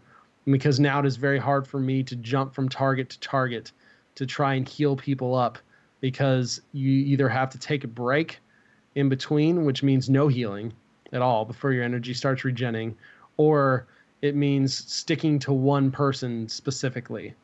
Yeah. And See, I that thought it makes it hard. I thought it felt fine, but it's because I was super trying to manage my energy the entire game. And I think it did a fair job of it. It kind of like, to me, you still feel like Morales, which I definitely like. You can use the beam to top people off, like in just early game skirmishes and that sort of thing. And you can still channel on someone to get them out of a safe, or get them to a safe spot, rather, get them out of danger. So, I mean, I felt like it was okay for me. Maybe it was just because I was really on point that game. I'm not sure. I think the feel of stopping healing for a period of time to conserve your resource is maintained. I mean, previously it was either just mana or just getting out of combat long enough to heal yourself. So I think that feel is still there for me. And I mean, honestly, you know, the talent rework is interesting enough to kind of support this new approach that it just makes it really interesting to me. I mean, for instance, I don't know if you tried out yet, the level 16 talent tier is nuts. There's one that increases the range of the healing beam by 40%. Awesome. The other one, I tried out First Responder. If you have more than 70 energy, your healing beam heals for 25% more. And at that point in the game, I was really trying to focus on, like, all right, if I'm going into a group fight or anything, I really want to have a full bar, pretty much. And when you're traveling between lanes on Morales, by the time you get to that fight, you're at full energy anyway. So, I mean, yes, okay, it does feel bad when you're nearing the end of your beam and you're in the middle of the fight. But honestly, that's true when heals off cooldown on Uther or anyone else. So I like it. I really actually enjoyed myself. I just felt like I had to. I was almost forced to take Caduceus feedback at level 1 to maintain the energy levels that I needed. Mm-hmm. And granted, true. It's hard to judge any of these things, any of our stuff. It's very hard to judge based off of limited games on PTR, right? Right. Mm-hmm. And so I don't want to discredit the whole thing and say she's going to be terrible or she's going to be amazing, because I'm going to definitely jump back into playing her more when it hits live. But it definitely felt, at least initial feedback, I am somewhat wary that her play style has changed too much from how I enjoyed parts of it before. Yeah. I'll just say I played one game with her. I think I like the idea that they're going behind, but this is one of those things where it's such a drastic change. It's going to need tuning. I like the fact that, you know, there is a pause for that energy. Yes, 3 seconds is way too long, but what this does, prior, a lot of people, you could just keep your Q going on your front line, and, you know, it's not costing any mana if they're at full health, but as soon as they take damage, bam, then it's healing them. If you do that now, you can't do that now. If you do that, you're not going to regenerate any energy. So it adds a little bit to the skill cap. But you do have to do that if you want to heal yourself. Yes. Because it does. True. It still does not waste energy if you heal somebody at full health. Yeah. And so, but the only efficient way to heal yourself now is to heal somebody who is at full health, just so you can get that regen back that you had passively before, which is another consideration you have to make. Or do the cellular reactor, which is, again, pretty awesome. Although Blast Shield's good in that tier as well. Yeah, but no, I'm just speaking from, like, just bam, leaving it on your tank, letting them lead the way. Like, I think that's one of the reasons they added that pause in. The way they can fix the energy thing is either A, making it to where she heals slightly more, adjusting the healing, or the energy level, downtick of energy, how long it takes to recover it. But yeah, overall, I think I like the idea, because she wasn't fun to play against. She extended fights way too long. So I think this kind of reduces that and makes you make decisions instead of just, you know, healing everybody up to full. Yeah. Yep. But it does need that tuning. Last up here, we have Leoric, who I apologized last week for the only thing that we talked about was his auto attack. We just knew we were going to be talking about more in depth this week. No one had a chance to play it yet. His auto attack's a big deal. Yes, it is. Fairness, and it feels amazing. But there have been a ton of changes to him as well. And again, I only got to play one game with him. It's AI, but there's a lot there. Did either of you play him as well? Yes. All right. What are your I thoughts? haven't yet, but I'm TBK. super psyched too. He's just for those that don't know, they changed his auto attack. So now, and he's got a cool little new UI notifier in the bottom left that actually shows the swing you're on. So he does 3 swings. First swing, cleaves for 100% damage. Second swing, swings back, cleaves for 100% damage. And then his third basic attack deals 100% additional damage to his main target. So cleave, single target, crit, pretty much. And there's a little UI maces down in your bottom left now that actually show you which swing you're on, which is really cool because part of the idea is while you're in lane, cleave the minion wave and then save your single target, smack the hero that you're laning against for the extra damage. So that's really cool. And then it's basically just massive amounts of talent changes. Like it'd be hard to go through all of those. I wanted to hit a few. Yeah, and ability changes. Like March the Black King, it's a 50-second cooldown now, down from 80. They increased the health you get from it, and they increased the damage. So they just massively buffed March the Black King. I'm looking at Skeletal Swing, just needs to be called out because the cooldown's up, and the damage is up as well. But if it hits a hero, refund 50% of the cooldown and mana cost. Yeah. It's a harass tool as well as Wave Clear now. Yeah. I mean, it always was. It's but, going. You can still use it as wave clear, but they're trying to get it away from that by making almost doubling his the auto cooldown. Attacks. Yeah, that's why they want his auto attacks to be more the wave clear. Mm-hmm. Makes sense. Mm-hmm. The Entomb got it finally lost its ridiculously low cooldown. It's now a 75-second cooldown instead of a 50-second cooldown, but it received potentially, in my opinion, one of the most broken talents in the game, because at level 20 you can take a talent for Entomb that not only damages those that are inside the Entomb but silences them as well, and it's absolutely nuts. I wonder, so we've had this discussion the past couple weeks now with silences and countering. We got the Tyrande counter to silencing now. What happens in this instance, though, in Entomb? Because they're in the Entomb. I was wondering that, too. I would assume it would clear it for a second, maybe, and then just reapply it. Yeah. That's what I'm assuming. He's got some really cool stuff for his... why can I not think of it? It's his Wraithwalk. He's got some really cool stuff for his Wraithwalk. Like there's one talent that allows you to extend the duration. There's one talent that actually lowers the damage of any hero that he Wraithwalks through. Which is really cool.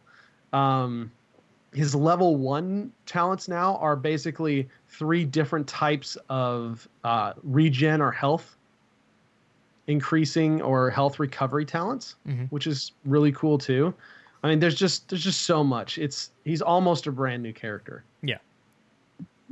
And he is another one that I'm glad I played because I miss Leoric. I've gotten into a bad habit now to where I've been playing a really small hero pool, and I need to stop. I need to stop doing that, Gizmo. But it's these patches like these that kind of open my eyes a little bit. But yes, big changes. Big changes. Let us know what you guys think. I know we've been seeing a lot of poo-poo on Morales in chat room. But if you guys have played other heroes, hit us up on Twitter with kind of your thoughts on that as we head into them going live next week. Hopefully all of them. Who knows? Real quick, man. So this is going to be a 2-hour show for show. We wanted to talk this week on maps a little bit. And actually, I think it's a good week to do it because, with Alan DeBeery mentioning the fact that hero releases may be slower now, so other content that's coming out. And you guys in chat room can join in on this conversation as well. But we want to talk about, what we want for maps, what new maps we think may be incoming, how do they deal with map problems such as, map pools, map rotations, Right now we have the rotations in Hero League, but what number do we get to before we need to have a pool in Quick Match? So it's not so hard for a new player to come into the game having to learn at this point 70-ish heroes, as well as I don't even know how many maps we're up to now, -1 because of Hanamura. 12 or 13. I think it was 13, so now it's back down to 12. And yeah, so I think honestly, my first thing here is I am conflicted at this point. Before these last few months, I was really I loved when new maps were coming out. And I like the fact that, when they did the StarCraft event, we had 2 new maps come out at once. Thought that was really cool. But now it's getting to the point, and this may be with me making my hero pool smaller, might be my own fault, that we're getting to the point where it is hard to keep up with the amount of maps that are in the game. And so first question, what is the number of maps, and do you think we ever get to a number of maps to where that is all we will have, whether they stop making maps or they retire old maps, or create a map pool for all game modes, including Quick Match, except for custom games? It's a really good question. It's one of those, it really boils down to how much is enough, right? Because there will be a point where there are too many maps, I believe.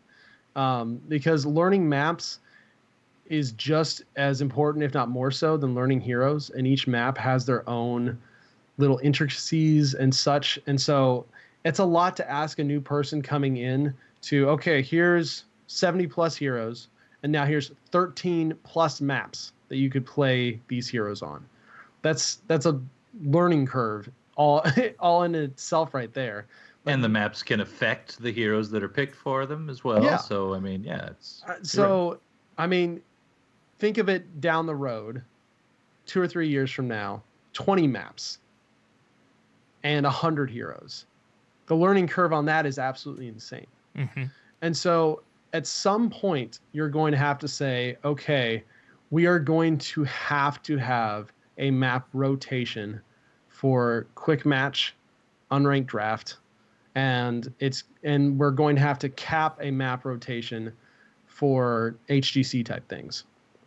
The big thing for me is I want to see more maps make it into HGC, because most of the new maps, and the HGC players actually vote on these map pools right now. Most of the new maps have been rejected from entering the pool for one reason or another, or they're just banned all the time. Like we never see Warhead, even though it's technically part of the pool.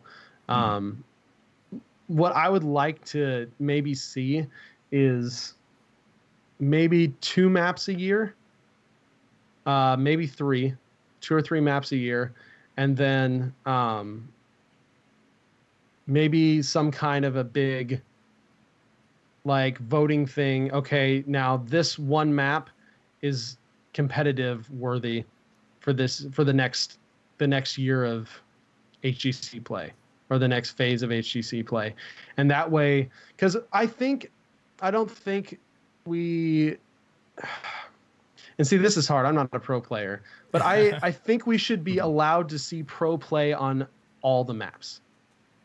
Is that too much to ask? Like, let it rotate around enough to where we do see them play in the remade Hanamura when it comes back, as well as everything else. I want to see, because they're in ranked, right? And unless we're going to limit the ranked and the team league pool to the exact same pool all the time that the HGC has, which is another solution in and of itself, right? Unless we're going to do one. Yeah, exactly. Unless we're going to do that, I want to see the highest level of play on these maps. If I'm playing them in ranked and team league, let's see the highest level of play on these maps too, because that's a lot of people learn from these pro players and watching these pro players play on these maps. That's how sometimes metas evolve. That's how a lot of interesting strategies or rotations or whatever evolve. And if it's only on a very limited subsection of maps, but we're still playing those in Hero League and Team League and such, then we don't get the added benefit of these players who are playing the game constantly and learning and developing all these cool strategies on the maps that we're playing in the rank system. Yeah. Yep. I'm seeing a lot of interesting ideas in chat. One, and I apologize if I don't have names just because it keeps scrolling. One person saying have an HGC map where pro players only play, on that map. It's an interesting idea. The thing Like I don't Summer's like about Rift? it is that then limits what we're going to see hero-wise just because of how this game is built. I would, Yeah. however, That's not heroes. yeah, I would, however, personally like to see a just generic MOBA map where it's pushing and rotations.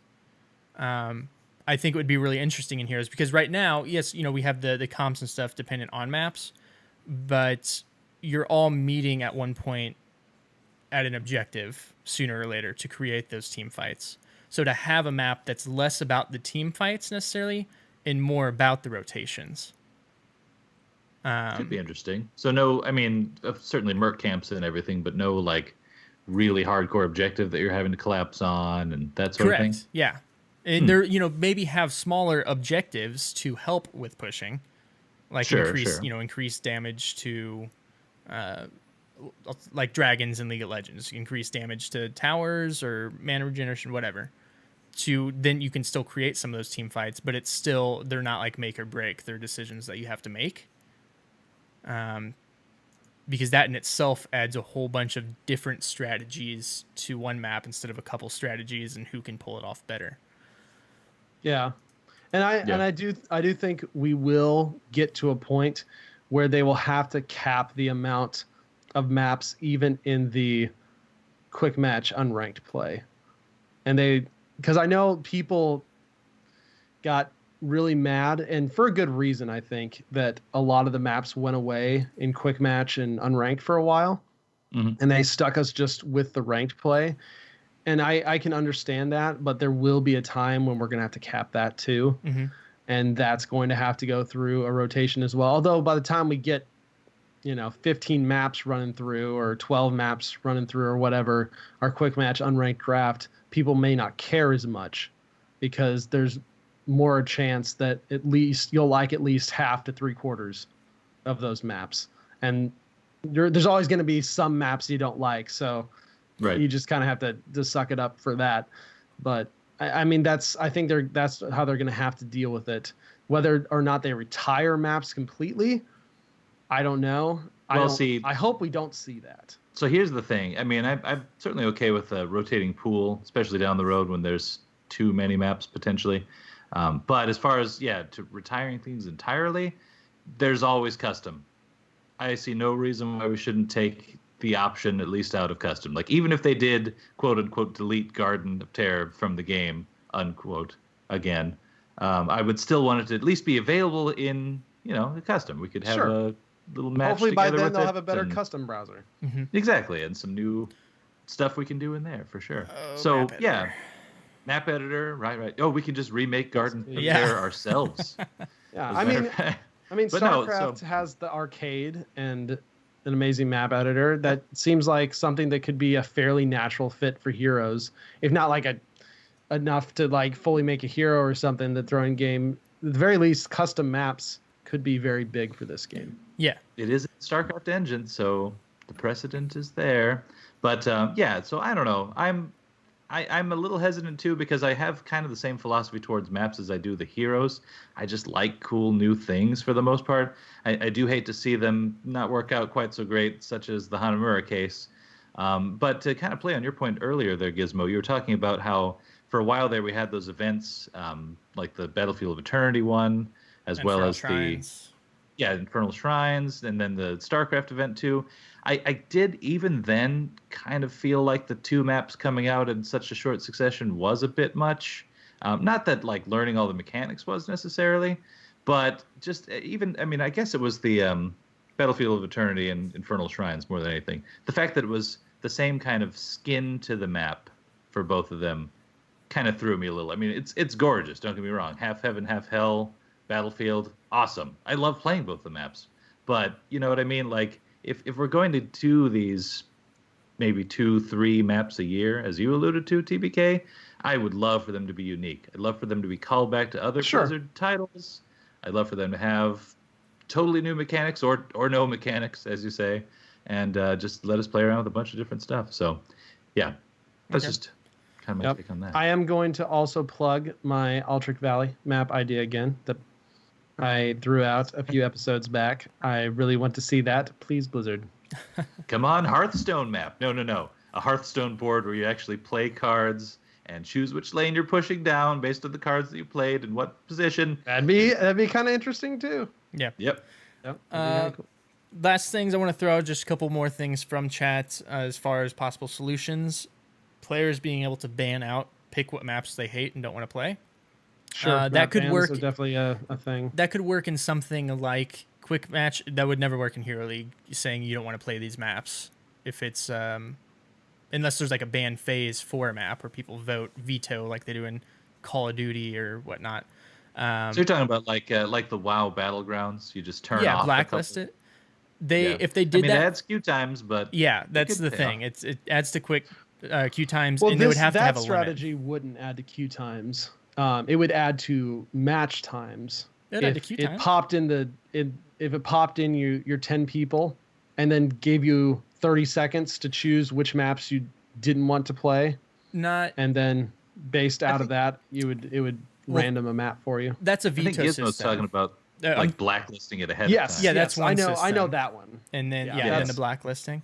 That's the other system. That would another- increase queue times probably. Yeah, but I think real quickly here, last point. The biggest concern with this is going back to new players coming into the game.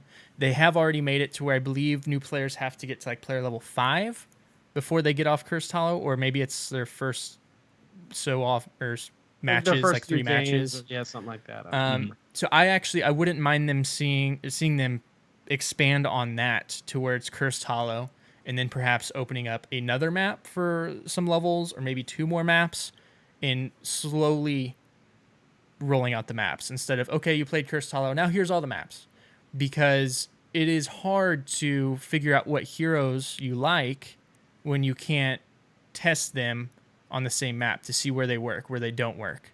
You're just learning abilities, and you may get, play Probius on, I don't know, any map. He was a bad example because he's not the greatest hero. But play a hero on a map that doesn't work for that hero, and you hated it, and so they never touch them again or think they're a bad hero. That's an interesting point. So it is, and I think this is just going to become a bigger discussion. Maybe not so. Maybe we'll get the answers here soon, or maybe at BlizzCon they'll have a solution. Yep. But as There's more maps come out. always BlizzCon. It's coming up 2 months. Yeah. Yeah, 2 months. right around the corner. Super pumped. All right. Let's go ahead and move on into some HGC.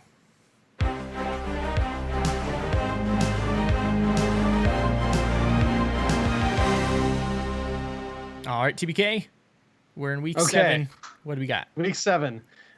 We won't dwell on this too long because I have a really cool community content shout out I want to get to, and we're running very long Yes. as it is. Just as an FYI, if you cheered bits for your favorite HGC teams, those rewards are now claimable. Twitch.tv/BlizzHeroes. You click on the little HGC cheer banner in the bottom right above the chat bar. You have to hover over the team and click to get the reward, to unlock it.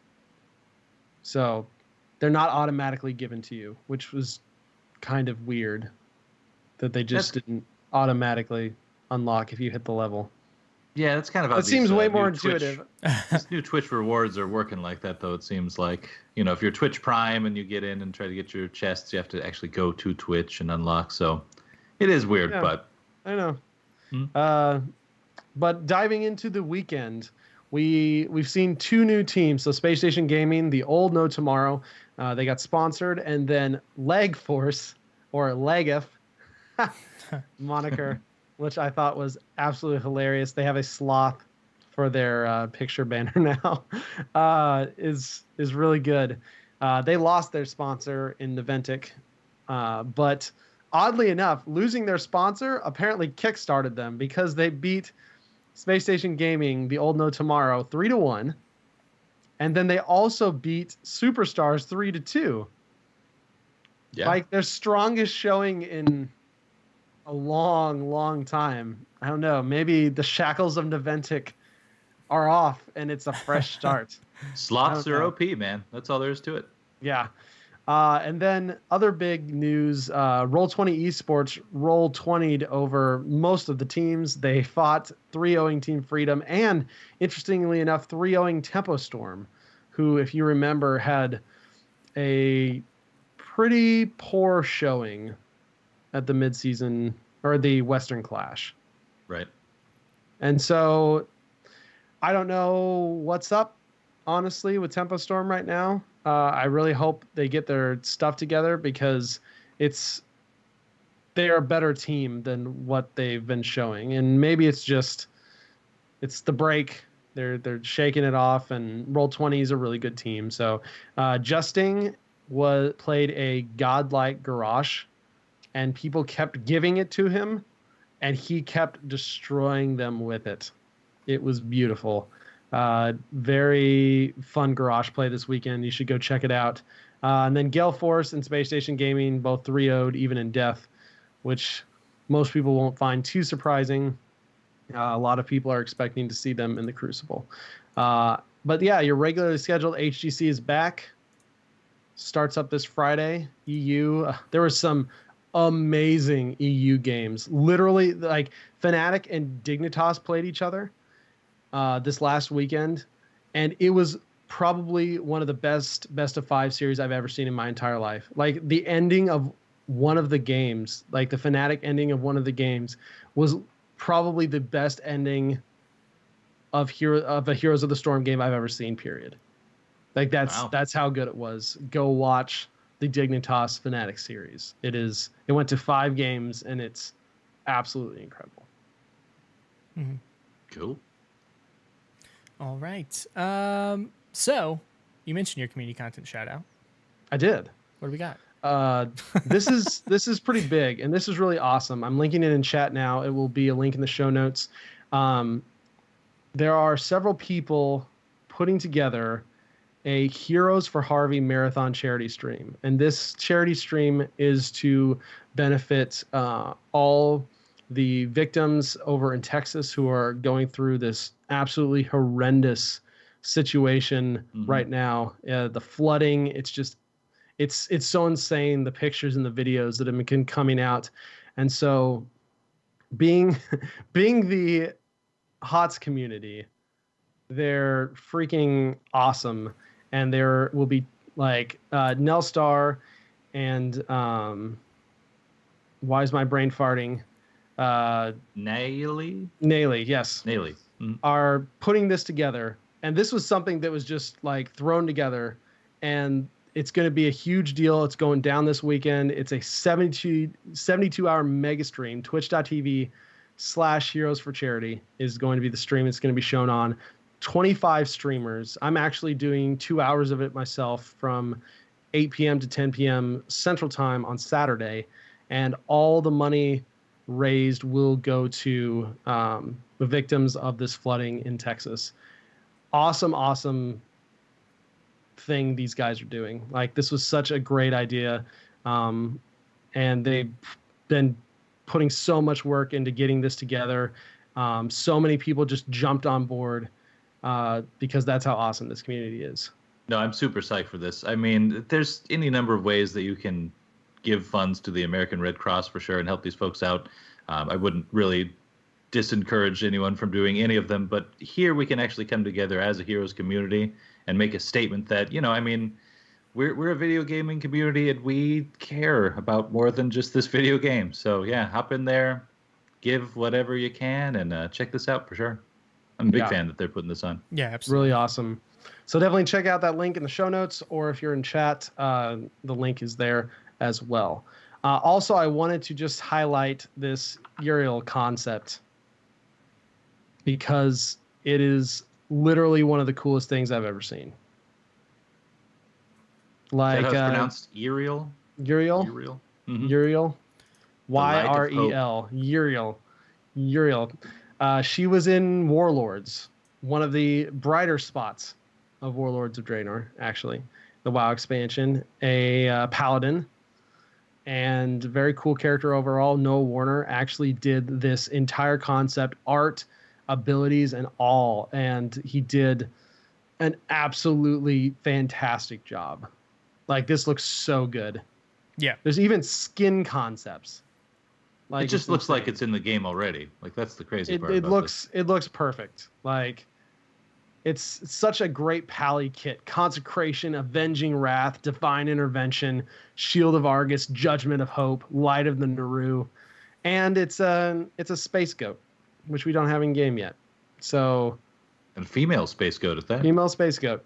So please, Blizzard, this is incredible. Mm-hmm. I highly recommend everyone go check this out and give him props because it's incredibly well done.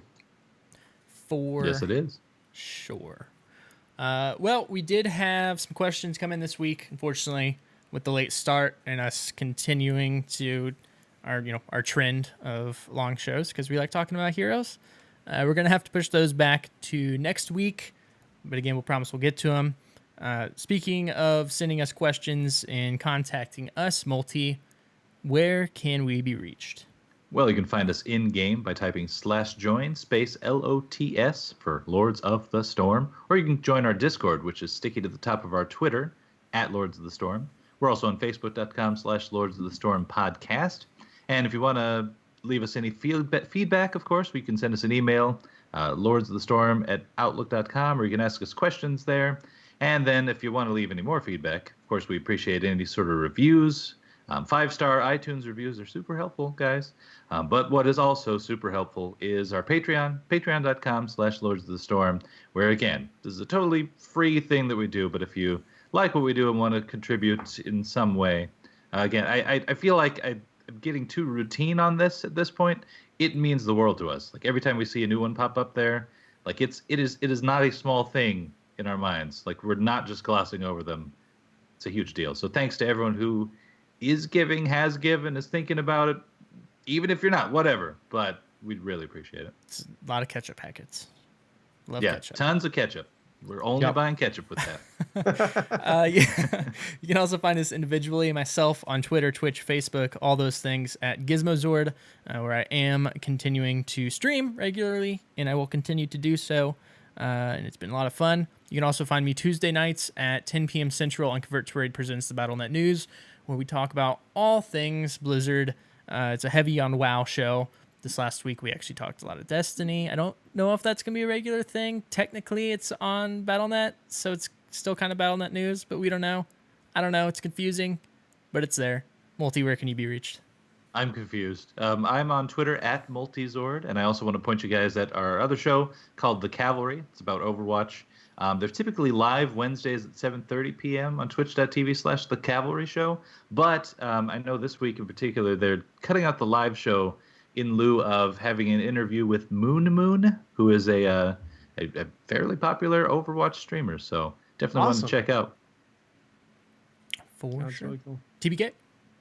You can find me on Twitter @TBKZord and twitch.tv/TBKZord, where, like Gizmo, I have been streaming a lot more regularly lately, especially Monday nights and sometimes Thursday as well. So definitely check that out if you get the chance. And of course, the Heroes for Harvey charity as well. Like I mentioned, I will be streaming on that Twitch channel from 8 to 10 p.m. Central Saturday night. Want to give a special shout out to Blizzard for featuring us on the launcher tonight. It's always nice to see new faces, and welcome to those that checked us out for the first time. And it's been fun. We're glad to have you here. Also want to give a very special shout out to our patron producer, Aura Borosword, for helping support the show and continuing to support the show in more ways than we can thank. It's true. You're the best, man. We will see you all same time, same place next week, Wednesday, 9 p.m. Central. Nailed all my times tonight. Yes. Yeah. Yes. See you guys then. Bye-bye. Enough. I shall do no more. Yes. Nailed it. And finally.